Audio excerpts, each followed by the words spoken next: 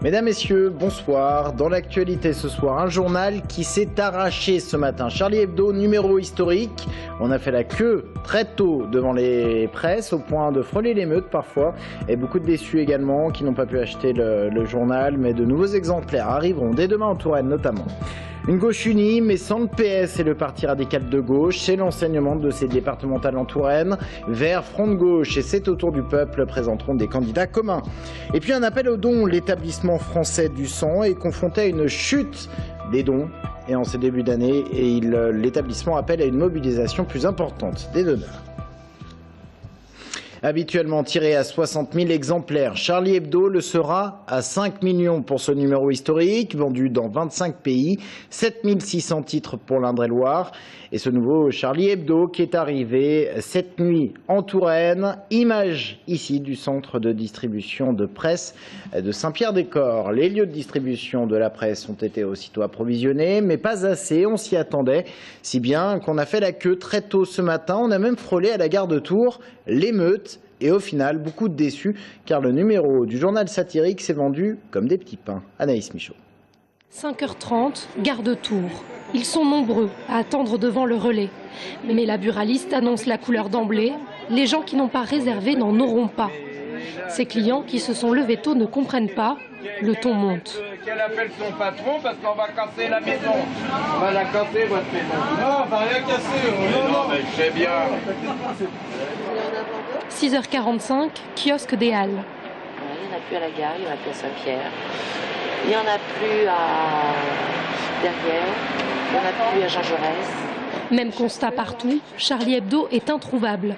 Soit les buralistes ont vendu la petite dizaine de numéros en une fraction de seconde, soit ils les vendent uniquement à ceux qui avaient réservé.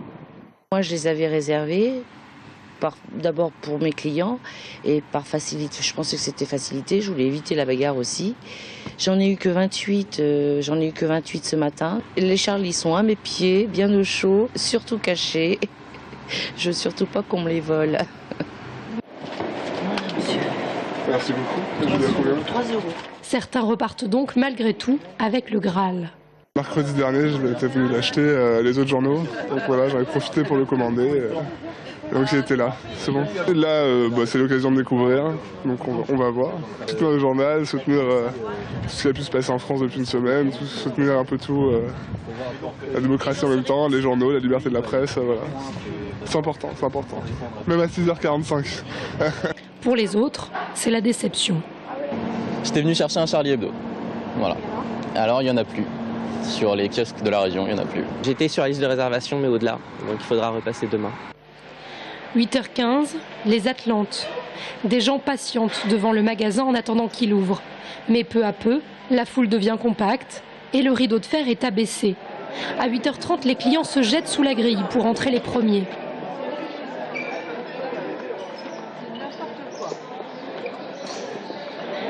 Les journaux sont distribués afin d'éviter que les gens se les arrachent.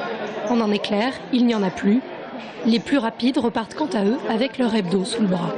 J'ai fait la queue 5 minutes là pour passer sous le rideau de fer in extremis et avoir mon premier exemplaire. Donc je suis content. Après 5 ou 6 bureaux faits ce matin en campagne, ils étaient tous dévalisés à 5h30, 6h du matin. Donc à 7h, j'avais aucune chance. Pour les autres, tout espoir n'est pas perdu. 5 millions d'exemplaires seront finalement tirés et les kiosques seront réapprovisionnés toutes les semaines. Un premier numéro après l'attentat qui a frappé le journal. Charlie Hebdo répond aux événements publiés en nouvelle caricature de Mahomet. Ça on le savait, mais quel contenu au-delà de la couverture? On voit cela avec Aurélie Renaud. Le prophète Mahomet tenant un panneau « Je suis Charlie » titré « Tout est pardonné ». Cette une, les Français l'ont découverte il y a quelques jours. Pour ce numéro post-attentat, Charlie passe de 8 à 16 pages. À l'intérieur, une caricature des frères Kouachi qui monte au ciel. Elles sont où les 70 vierges? Avec l'équipe de Charlie, tocard. Le journal rend également hommage aux victimes de l'attentat en publiant certains de leurs dessins. Dans ce numéro, Patrick Pelou, l'urgentiste, rend hommage à son ami Charb. Le journal a dû faire un truc incroyable pour qu'ils aient une telle couverture. Charb va être content, les ventes vont remonter. Enfin, dans la traditionnelle rubrique des unes auxquelles vous avez échappé, ce dessin. Dessinateur à Charlie, c'est 25 ans de boulot. Terroriste, c'est 25 secondes de boulot. Terroriste, un métier de feignant et de branleur. Dans le reste de l'actualité, en bref, un accident vers 7 h ce matin sur l'autoroute A10 à hauteur de Saint-Épin dans l'Indre-et-Loire. Pour des raisons inconnues, un automobiliste a percuté l'arrière d'une remorque. Il a été blessé gravement au visage et transporté au CHRU de Tours.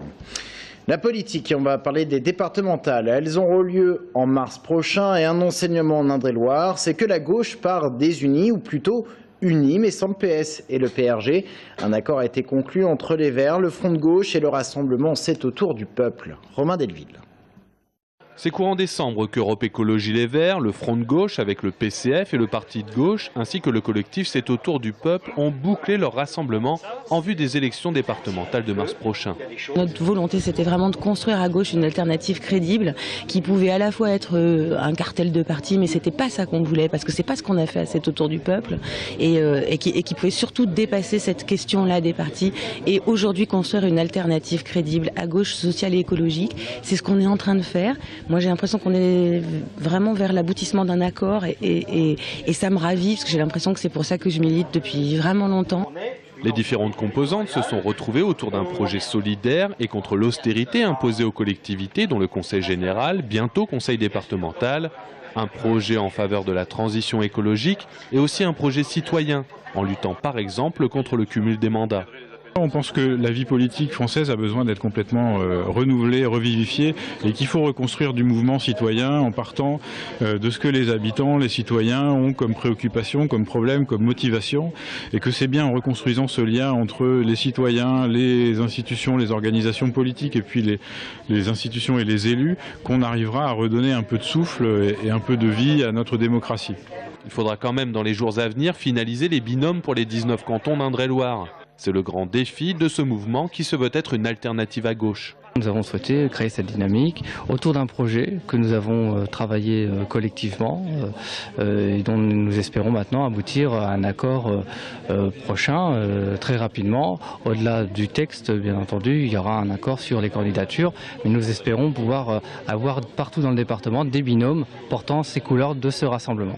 Conséquence pour le Parti socialiste, il devra partir seul pour ces élections départementales, car les autres partis de gauche sont restés sourds à ces appels de ralliement. La politique toujours en bref, l'UDI. Gérard Hainaut se retire de la compétition des départementales en Indre-et-Loire. Il est le conseiller général sortant du Grand Pressigny, mais son canton a fusionné et il était en compétition avec le divers droit de Gérard Dubois sur le Grand Canton de Descartes. C'est ce dernier qui a été choisi. Gérard Hainaut pourrait peut-être trouver un lot de consolation avec les régionales. Pas assez de donneurs du sang. L'établissement français du sang tire la sonnette d'alarme. 10% de donneurs en moins en 2014. Et janvier est une période traditionnellement creuse en raison notamment des maladies hivernales. Les demandes sont importantes. Il faudrait 1000 dons par jour au niveau national, 130 en Indre-et-Loire, mais on est loin du compte. Nos stocks ont baissé. Habituellement, sur la région centre-atlantique, on est entre 6 000 et 7 000 poches de sang en stock chaque jour. Et là, en ce début de semaine, on était à 5 200 poches, par exemple. Donc il faut qu'on arrive à faire remonter ce niveau de stock. C'est un niveau de stock qui nous permet d'avoir une vision sur le nombre de jours d'avance qu'on a pour pouvoir délivrer ensuite les poches nécessaires aux donneurs. Propos recueillis par Amandine Piombini. C'est une légende du Tours FC, ou plutôt du FC Tours, lorsque le club évoluait en Division 1 dans les années 80. L'ex-attaquant Delio Onis était de retour à Tours aujourd'hui et il sera là pour le coup d'envoi du prochain match Tours FC 3. Delio Onis, une référence, il a donné son nom à la mascotte du Tours FC. Il avait marqué 299 buts dans sa carrière. Il était resté 3 ans au FC Tours. Il revient sur ses grandes années tourangelles au micro de Romain Delville. 3 années en première division où il y avait beaucoup de gens au stade, où il y avait beaucoup de gens, justement, on parlait de ça, en ville, par rapport au football, où on avait la chance de se débrouiller jusqu'au moment où on a malheureusement descendu. Mais tout ça, ça fait des moments plutôt pour moi inoubliables. C'est des choses que je ne pourrai jamais oublier.